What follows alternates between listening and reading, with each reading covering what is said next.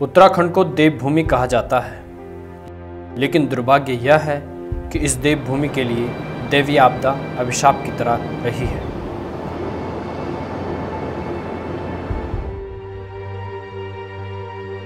कभी भूकंप, कभी भूस्खलन, कभी बारिश, कभी जंगलों में आग और आए दिन होने वाले सड़क हादसे प्रदेश को लगातार आपदा का दंश देते रहते हैं। 16 जून 2013 की उस काली तारीख को शायद ही कभी कोई भुला सकेगा,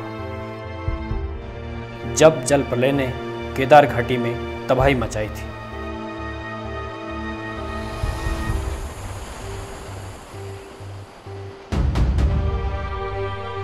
हजारों लोग काल के गाल में समा गए। आपदा की विभीषिका इतनी थी कि तब केंद्र सरकार को उसे राष्ट्रीय आपदा घोषित करना पड़ा।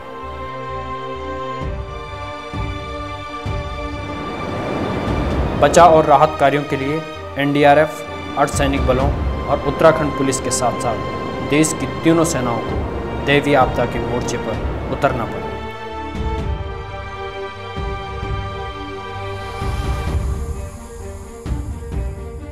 उस भयावह आपदा से सबक लेते हुए उत्तराखंड सरकार ने राष्ट्रीय आपदा प्रतिवादन बल यानी एनडीआरएफ की तर्ज पर एसडीआरएफ का गठन किया। एसडीआरएफ यानी राज्य आपदा प्रतिवादन बल।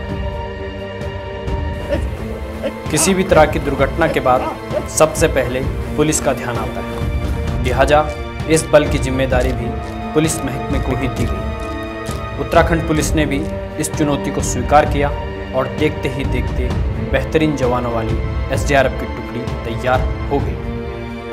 आज यह बल आपदा के वक्त देवदूत की तरह काम कर रहा है। ऐसी फोर्स जो कि पूरी तरह से डिजास्टर के लिहाज से डेडिकेटेड हो, ह्यूमैनिटेरियन हो और इस लिहाज से हाईली इक्विप्ड और एडवांस ट्रेनिंग युक्त हो, इसकी ज़रूरत पहले से रही है।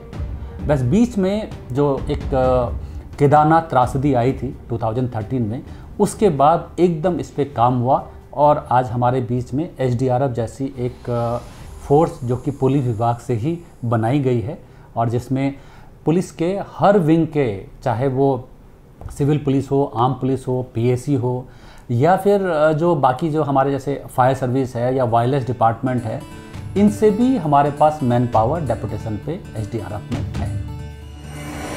महज 3 साल के छोटे से समय में उत्तराखंड एसडीआरएफ देश के बेहतरीन राहत बचाव दलों में गिनी जाने लगी है। 3 साल में एसडीआरएफ विश्व की सबसे बड़ी पैदल यात्राओं में शुमार नंदा देवी राजजात यात्रा को सकुशल संपन्न करवा चुकी है। साथ ही पिथौरागढ़ जिले के बस्तड़ी, थल और टिहरी जिले के घनसाली में बादल फटने और भूस्खलन के बाद सैकड़ों लोगों की जान बचाने का काम भी एसडीआरएफ ने किया है। महीने भर पहले हुए ट्यूनी बस हादसे और धरासू सड़क हादसे में सबसे पहले एसडीआरएफ ने ही राहत कार्य शुरू किया। हर साल प्रदेश के जंगलों में लगने वाली आग को बुझाने में भी एसडीआरएफ के जवान सबसे आगे रहते हैं। इतना ही नहीं, लोगों को जागरूक करने के लिए एसडीआरएफ समय समय पर अभियान भी चलाता रहता है। नंदा देवी यात्रा में जो हायर एल्टीट्यूड वाला एरिया है, जो कि लगभग 5,500 मीटर तक जाता है, लेकिन हाई एल्टीट्यूड एरिया में सेफली जर्नी को पूरा करने की जिम्मेदारी एसडीआरएफ को दी और इस बार पूरे रूट में कैजुअलिटी का फिगर 0 था। तो ये अपने आप में एक बहुत बड़ा अचीवमेंट है एसडीआरएफ के लिए। और बीच में कुछ ऐसे डिजास्टर आए थे, चाहे यमकेश्वर ब्लॉक में हो या हिल एरिया में जैसे पिथौरागढ़ में बस्तड़ी में है और थल एरिया में आया था, बीच में लास्ट ईयर चमोली वगैरह में आया था।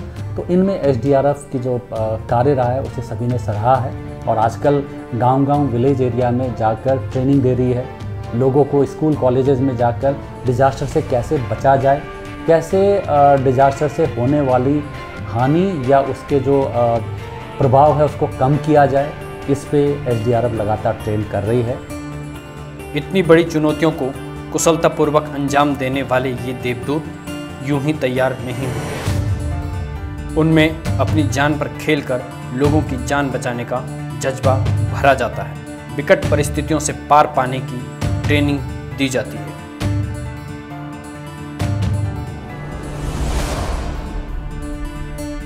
कड़ी मेहनत और प्रशिक्षण से यहाँ एसडीआरएफ मुख्यालय में तैयार होते हैं ये देवदूत। यह है एसडीआरएफ का मुख्यालय और battalion headquarter. Jolly grant airport के समीप स्थित यह सेंटर 3 साल पहले स्थापित किया गया। यहाँ पुलिस के आम जवान को एसडीआरएफ का निर्भीक, साहसी और धैर्यवान लड़ाका बनाने की प्रक्रिया शुरू होती है।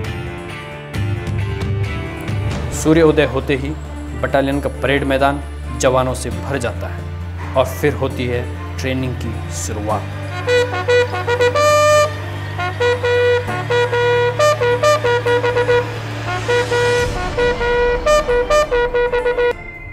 कदम ताल, दौड़, तरह तरह के व्यायाम और योग, ये सब एसडीआरएफ के जवानों की ट्रेनिंग का नियमित हिस्सा है।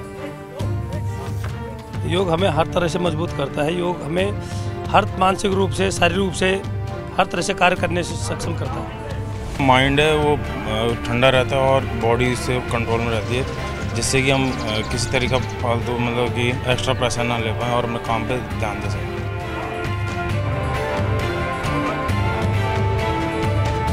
योग के बाद जवान अगले टास्क में जुट जाते हैं। यह एसडीआरएफ की ट्रेनिंग का सबसे कठिन और सबसे अहम टास्क है। इस टास्क में जवानों को कठिन जगहों पर चढ़ने उतरने के साथ ही आपदा में फंसे पीड़ितों को सुरक्षित स्थान तक पहुंचाने की ट्रेनिंग भी दी जाती है।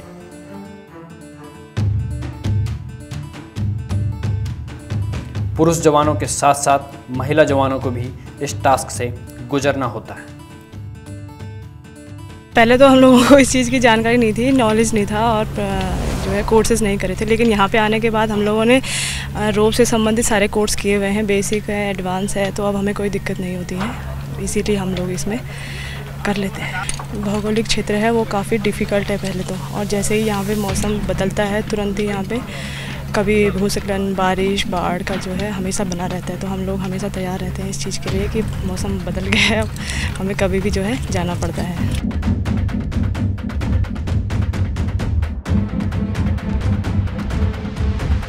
इस टास्क के बाद बारी आती है भोजन की। चूँकि एसडीआरएफ के जवानों की दिनचर्या बेहद चुनौतीपूर्ण रहती है, इसलिए पहली मील में उन्हें वो सब कुछ दिया जाता है जो उन्हें दिन भर ऊर्जा के लिए लवरेज बनाए रखे।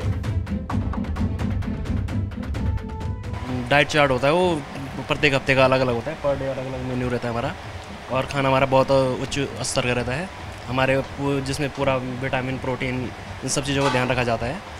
दालें हमें उच्च क्वालिटी की दी जाती हैं, जिनसे कि हमारा जो वो है मतलब एनर्जी लेवल वो ऊपर रहे। यह है बटालियन का कंट्रोल रूम। 24 घंटे काम करने वाला यह कंट्रोल रूम एसडीआरएफ का बेहद अहम हिस्सा है। एचएफ सेट, बीएचएफ सेट, इनके माध्यम से हम अपनी पोस्टों से संपर्क कर लेते हैं।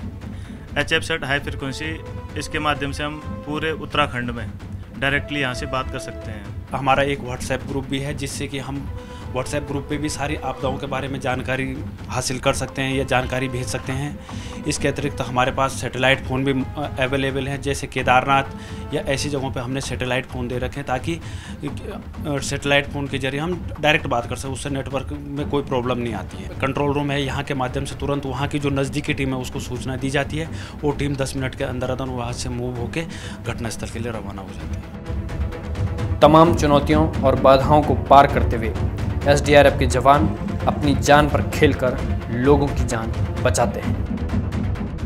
उत्तराखंड में कई तरह का आपदा बहुत मतलब रेगुलर फीचर है यहाँ का, तो इसके लिए एक डेडिकेटेड फोर्स होना चाहिए। तो फोर्स के गठन के बाद इनका ट्रेनिंग, इनका इक्विपमेंट और जो काम पिछले 4-5 साल में इन्होंने किया है वो बिल्कुल काबिल तारीफ़ है। विशेष रूप से हाई ऑल्टीट्यूड रेस्क्यू में इन लोगों को काफ़ी एक्सपर्टीज़ है। मेरे ख्याल से देश के सबसे अच्छा एक्सपर्टीज़ एसडीआरएफ के पास है, तो ये खुशी की बात है, लेकिन निरंतर इसमें और सुधार की ज़रूरत है। इसलिए प्रशिक्षण बहुत महत्वपूर्ण है और अपना इक्विपमेंट हमेशा अपग्रेड करना भी बहुत आवश्यक है। तो इस ओर भी हम ध्यान दे रहे हैं। कहना गलत नहीं होगा कि दैवीय आपदा के प्रकोप से लोगों को बचाने वाले एसडीआरएफ के जवान उत्तराखंड के लिए किसी देवदूत से कम नहीं हैं। कैमरा सहयोगी मनोज चौहान के साथ शैलेश नौटियाल, दैनिक उत्तराखंड, देहरादून।